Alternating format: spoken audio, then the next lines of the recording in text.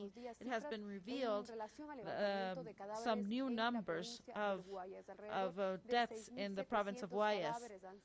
ya levantado. Si bien todas estas personas And no han respondido a it's tener not el certain COVID-19 that porque all of no the tuvieron deaths acceso were a la prueba, were la infected mayoría with de los coronavirus relatos que because they nosotros were hemos not podido able to get the narrando tests, cuenta de que but los familiares o they personas que han possibly tenido were familiar because of the ha symptoms that presentado they were síntomas registering. relacionados a la COVID-19. Asimismo, como decía Likewise, anteriormente, el tema as I said económico es un before, tema the central aquí. economic Nos han topic enviado is ya dos central proyectos here because referente a la there have been situación two económica. El presidente two Lenín Moreno, law sus últimos projects mensajes about a the la ciudadanía, economic ha instado reform, a la and he Asamblea has Nacional called a que upon debe the aprobarse Assembly, the National Assembly, estas leyes to económicas. approve these Pero además economic también el laws. But sector de la salud additionally, ha the sido un health tema crucial sector has en been esta crucial situación. in this Recordemos que han venido haciéndose pandemic públicas because también denuncias there desde have el been Colegio de many Médicos de many Guayas y el denouncements Colegio of de Enfermeras y Enfermeros del Guayas, the insisten schools en hacer un of llamado al ministro medicine de Salud, because Juan Carlos Ceballos, and a all que of se les the dote de unions todos of los insumos de doctor bioseguridad. because the También en esta doctors and petición nurses are not especial ahora receiving all the de las PPE indemnizaciones that is de todos los necessary. médicos que han fallecido en la primera And línea a causa de la COVID-19, now they're pero además revealing the también numbers piden of the apoyo al nurses Frente and Unitario de doctors that Trabajadores have died para due que to se the les pueda COVID. también They're also salvaguardar en las denuncias demanding públicas que están haciendo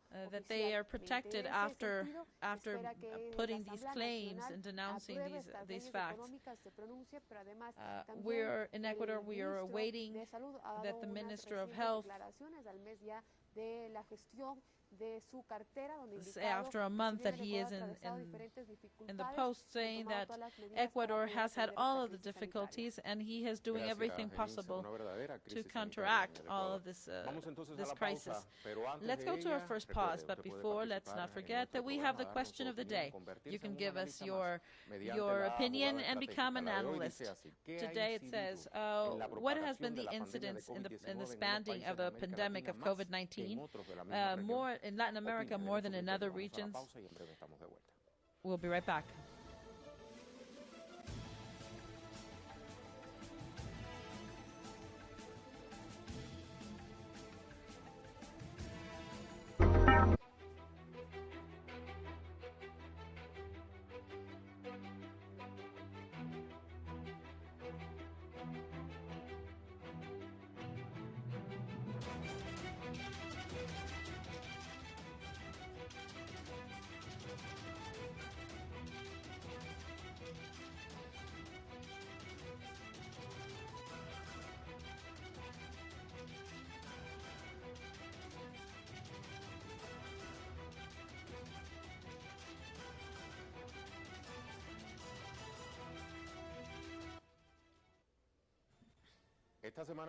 This week, Latin America went over 11,000 cases of COVID, and the number is over 40,000, according to the Pan American Health Organization.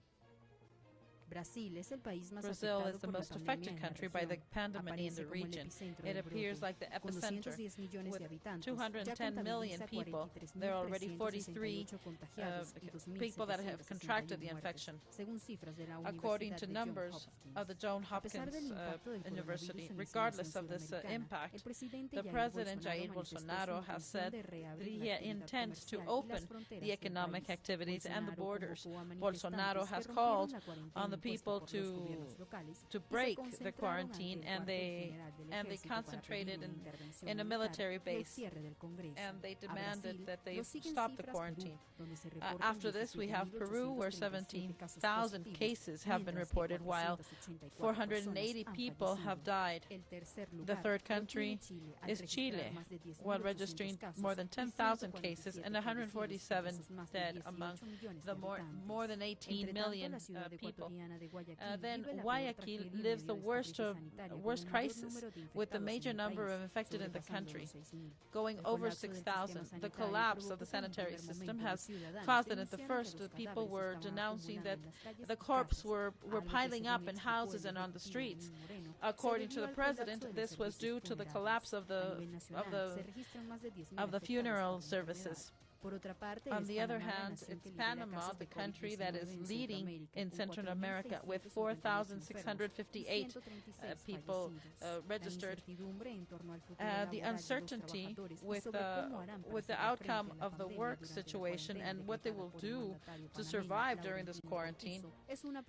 This is a paradox to those who depend on a salary to subside. In this situation, the country has sanitary difficulties. difficulties to control the virus. Vamos a comenzar el análisis en Let's nuestra begin jugada our crítica. Nos analysis. acompañan dos We colegas, have el two doctor colleagues. Ricardo Ricardo León, especialista en medicina León, interna e he's investigador, a medical director del specialist. Observatorio de Salud, Medio Ambiente e Impacto Social de Venezuela. He works y in la Venezuela, doctora and Xochitl Raspe, médica Dr. integral Xochitl comunitario, Raspe. militante She's feminista, a coordinadora feminist de salud leader, y género and del she propio coordinates Observatorio de medicine Salud, and Medio gender Ambiente department e Impacto Social de Venezuela. in A Venezuela. ambos les doy la bienvenida I would a like to nuestra greet you jugada both crítica. to our Voy a critical comenzar, si moves. me lo permite, con la dama. I'm going to start with the Doctora, ladies. With the lady. vamos a emprender esta primera parte del Let's start our análisis analysis mirando más a lo looking a little bit geosanitario more que a lo meramente to geopolítico, the aunque sanitary evidentemente todo aspect pasa por el tamiz político. over the Le political hago la aspect. pregunta I que ask le of you, formulaba a la audiencia a través del Twitter. ¿Qué ha incidido what en has, que la pandemia del what has coronavirus haya caused that the influido pandemic más en unos países de Latinoamérica has que en had otros more de la propia impact in región? some countries of the region than in others? Good afternoon, Ray. Thank you for your invitation. Well, the answer is very easy. These are basically they're neoliberal countries where the priority is the capital, the money, than over the people themselves. So how is a country going to survive in the midst of a pandemic if they don't protect the people that are the ones who provide the capital? So if you don't protect the citizens, everything's going to collapse. There are going to be deaf people, people that are sick, patients that are going to be fired because they're not going to protect them, because they're not going to pay them. So what can you expect of countries of the right wing that are neoliberal? They don't protect their own citizens. This is what's going to happen, and it's going to worsen the situation. Thank you, doctor, for your answer. Please stay with us. Let's go to Dr. Ricardo León. As a specialist of this observatory project of Venezuela, what are the characteristics that our region has? I mean, Latin America and the Caribbean, especially looking at South America, that in some way has facilitated the spreading of the coronavirus. Well, good afternoon. Definitely, there are several factors we must analyze, and especially in our region. First of all, we are a region with fragmented health services. Of course, this is a cause for any disease, and this any disease may even become a pandemic. The World Health Organization already said that the worst is still to come. So Latin America, the other factor we have is that is going through all of the spectrum of this coronavirus is the viral load. This is what we are investigating now. Several investigators around the world are doing it. Let me explain it with something very easy to understand. It's not the same that a bee stings you, that 100 bees stings you. So let's imagine that the coronavirus be bees that are circulating freely, and that with more exposition there is more capacity that more bees sting you. This is very closely intertwined with the death probabilities. So if you have more coronavirus in your system, you're more likely to die than the contrary.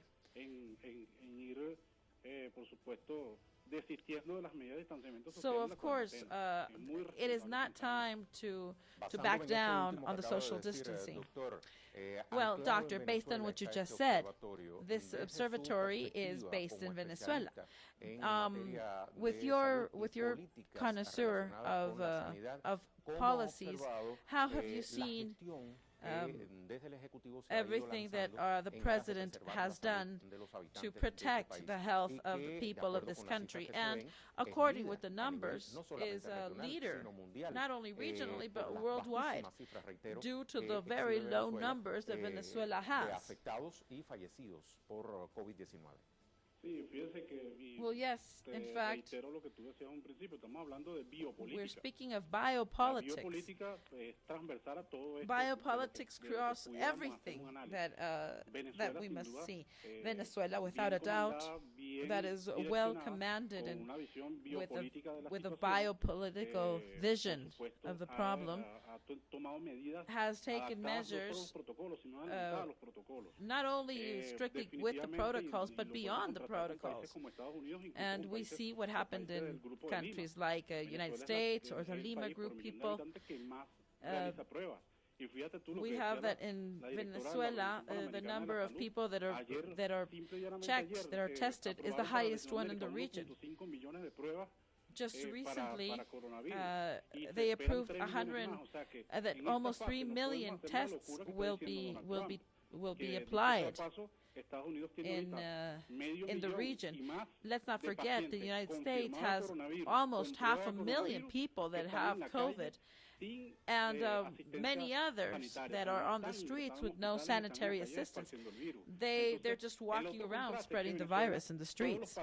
So in Venezuela, all of the patients, even the ones that are suspicious, that have not been confirmed, they have a control. So in this bacteria war, the only countries that will win are those who have strict control. Thank you very much, Doctor. Please stay with us. Dr. Sochi, doing a bit more profound analysis on what you just said before. We have the case of Chile, whose President Sebastián Piñera says that the country is ready to open their activities, especially in industries. Our correspondent says that there's going to be an app that is supported by the health organization Chile. But of course, what they're doing is just giving a monetary assignment to people's lives. How do you see it? Well, what I understand is that in a paralyzed country, it's going to be a very strong impact for everybody. I understand that they have to reopen certain sectors because many people, although they're doing quarantines and home, people have to eat, people have to go to doctors. I can understand that they have to open certain sectors. But they have to be industries that are really necessary, so they can provide people. But if they're going to open all of the industries, including the car manufacturers, this will put people back on the streets.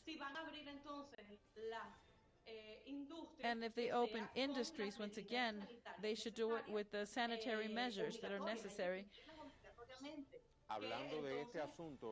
Speaking of which, Doctor, you as a specialist, what are the sanitary orders that must be obeyed, both inside and outside the house? Thank you. Well, within your house, it's important to wash your hands. Is the most you can do, because you would think that nobody is infected in the house. If somebody is suspected to being infected, you should call the authorities, local, governmental. You have to tell them. Or you have to go to a sanitary institution or a doctor, and the doctor will check you up. You have to do it. The test will be run, and just to discard the possibility that you're sick. Why? Because you don't know. Because there are many people that don't even know that they have it because they're asymptomatic. Now, the people that have to go out, those who work in supermarkets and hospitals, in places where there are a lot of people, what do they have to do? They have to keep social distancing. I have always said, with over a meter of distance, a meter and a half. and tell them, please, lady, step away. Please, sir, keep your distance. Let's go forward with social distancing. When you're in the supermarket, don't buy everything. Just buy everything that's strictly necessary. So just to avoid getting things that might be infected, then wash your hands. Wash your hands over and over again. Those who work and that are in contact with other people, like supermarkets. If you can't wash your hands all the time, then avoid contact and use a lot of alcohol. Use your masks. I see some people that are just doing it like for fashion, because I see some of them that are curved, and those are not enough. You need those that cover your nostrils.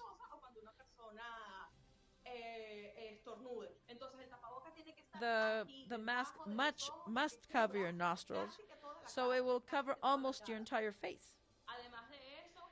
Additionally, when you get home, wash everything. Take off your shoes, wash your clothes. You have to have an area that will be the disinfection area, where you have water, chlorine, a little bit of alcohol, and take a shower. Even more if there is vulnerable people in the house. If there are senior citizens, children, you have to be very strict in these measures, very strict, and even paranoid. In my house, I am. I have a 7-month baby, and when my husband or I leave the house, we are very strict. We wash everything. I take off the shoes.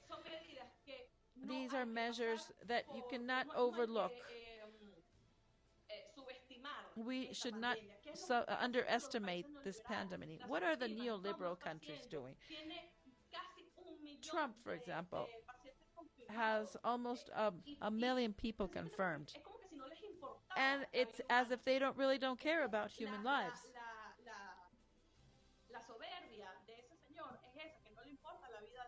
He really doesn't care about others' lives. So, well, I do care about my family. I do care about the people around me. So, therefore, I have to take these measures.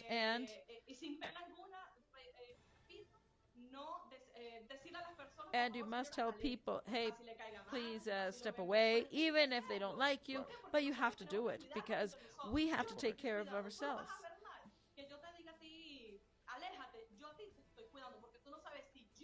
So by asking somebody to distance themselves, I'm even protecting them.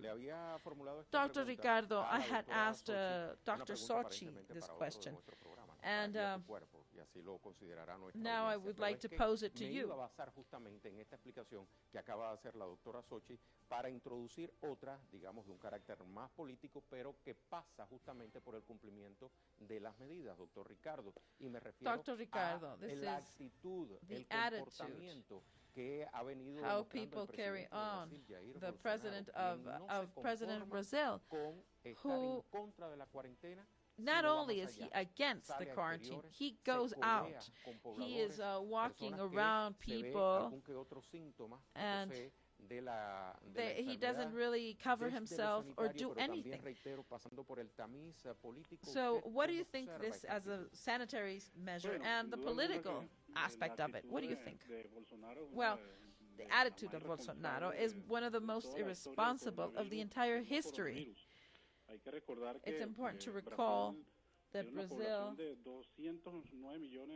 has a population of 200 million. But they already have a death rate and an infection rate that has been very high. They have 43,000 infected. This is a number that they report. So the cases that are still circulating, and due to how impossible it is to go to all of the geography of Venezuela, we know that the number is probably much higher. and to have a leader of a country that carries himself this way will be written in history as one of the most irresponsible attitudes and least serious on trying to protect the health of his own people, of his own brothers. Thank you very much, Doctor, for your point of view, and Dr. Sochi, too. Thank you for participating with us. Now let's go to a next pause, but I would like to recall that we have the question of the day. What has impacted on the expansion of the COVID on some countries of Latin America and most than in others? Participate with us. After the pause, we'll continue with the analysis. We'll be right back.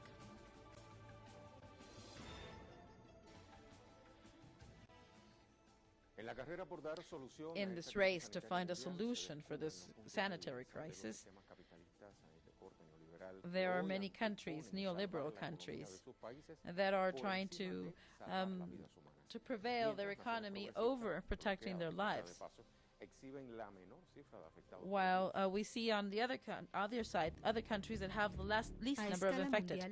On a world level, there are more than 2 million people infected by the coronavirus and more than 170,000 dead. In this race to try to combat this infection, we see that there are different styles of going about it. The debacle of the sanitary system, like France, United States, Spain, has revealed the consequences of privatizing the service. Up to that, we should also add other actions like taking over masks that were destined for other countries. So the leading of this piracy is United States, which governmental policies to stop the coronavirus expansion has been slow, and that's why it's now the epicenter of the pandemic. This denouncement has been done by Canada, saying that United States takes the masks away from them, because what they do is they offer more money to the providers. The United States denies these allegations. In contrast to this, countries like Cuba, Venezuela, Iran, and the Soviet Union, regardless of the unilateral sanctions imposed by the United States, have raised the solidarity flag to help any country that requests it, be this whatever political orientation it may have. Cuba has sent more than 20 brigades. China has collaborated with medical equipment to United States and Europe. We have that Venezuela has also showed their capacity of stopping the expansion of this disease in the midst of a ferocious economic attack. As we announced previously, we're going to connect ourselves with República Dominicana. We have Dr. Basile. He's the leader of Flaxo, and he is the leader of the health service in Flaxo. Thank you very much for being with us. So we would like to know what your vision is, both on the health front as well as the geopolitical. So can you tell us, what is your vision of what's going on? Well, Latin America and the Caribbean are not in the same situations, both in the context of population, of the expansion of the disease, and from those numbers, of the total numbers of cases in the world, you can see that more than 80% of those cases and deaths are happening basically in two places, Europe and the United States. Latin America has up until now 15,400 cases. Although the numbers, it's not such a reliable number, because we have that we know that not all of the people who are sick have been tested. And we see that this means that the mortality rate for every 100,000 is 0.9 in Latin America, comparing to mortality rates in 40-45% like Spain and Italy for every 100,000 cases, or United States that has more than 11 deaths for every 100,000 citizens. So this is 11 times more than Latin America. But of course, in Latin America, you can't think that everything works the same. Of course, the four countries that have the highest rates are Panama, Ecuador, Dominican Republic, Peru, and Brazil. These are the 5 countries that are leading the numbers of death rates. But of course, they are far below the global numbers. And the highest one is Panama. It has 3.26 deaths for every 100,000. Well, thank you very much.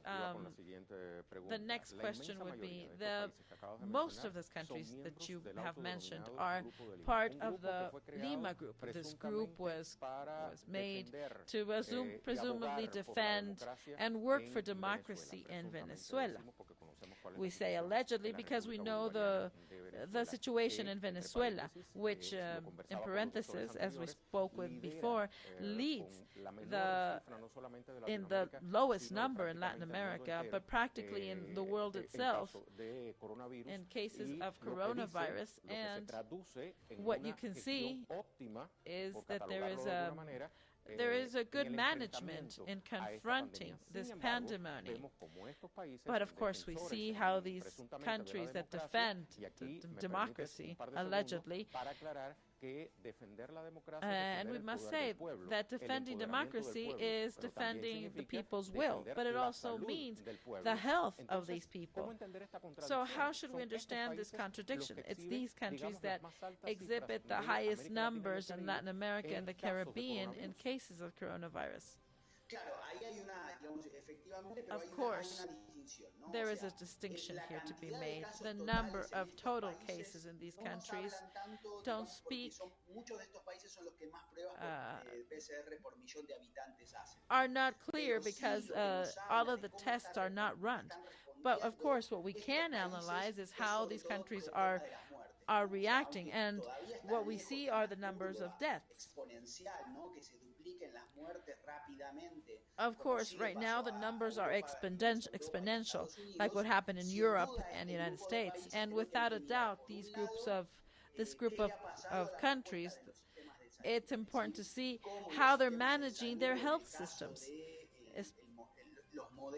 the models that they're imposing, how they have these private insurance systems, and how fragile these public systems are. Everybody knows the case of the United States, but for example, the case of Dominican Republic or Panama or Peru itself, where they all have seen a reform in their health services that are very much like the ones in Chile and Colombia. And in all of these countries, we also have to see that we can't see the whole country as the same. For example, in Ecuador, the crisis that is going on in Guayaquil is the highest number for 100,000 people. Or there's a city of San Francisco in Dominican Republic, or the crisis in Amazonas in Brazil. I think in Brazil we have to observe it as a two-tiered problem. On one side, the political lecture that you were speaking of, and on the other hand, the emergency of a system that is of a universal system, where Brazil did it when they were recovering their democracy, and now it's ruined, and now when it's confronted with this pandemic, and instead of supporting a universal system, what they did was divide it and fracture it. So I think that now what we should think of this pandemonium and how society has been better defended and what are the better answers of our health systems. So once again, we see this decision of public sanitation or privatization. What do you think is more effective based on what we're living now? Well, without a doubt. Well, you're speaking with an investigation center that will always go for a universal health system. So without a doubt, for Latin America and the Caribbean, I think that we have to see what is the post-coronavirus scenery. So I think it's to see one of the sceneries, the need to have a pact on everything that is public and refounding the public health services. We also need social security systems to universalize the protection regardless of the type of work that you have, regardless if you have money or not. This idea that the World Bank was pushing forward, that is this idea of having health insurance for low income, middle class, and high income.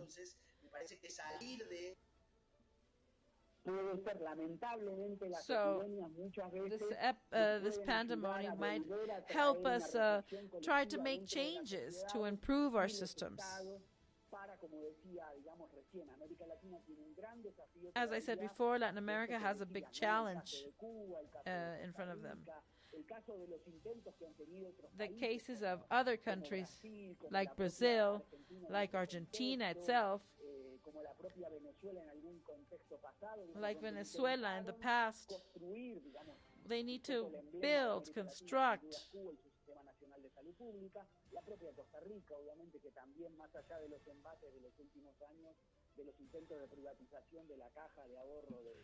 We have that Costa Rica also was able to do well their job on protecting people with universal health care, maybe among the best in Latin America.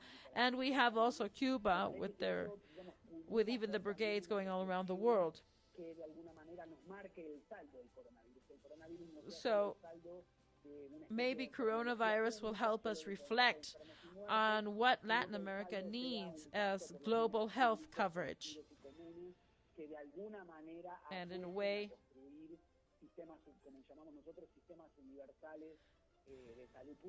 this will improve the health services for everybody.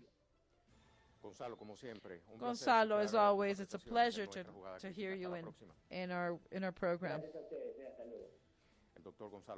This was Dr. Gonzalo Basile. Let's go to conclusions.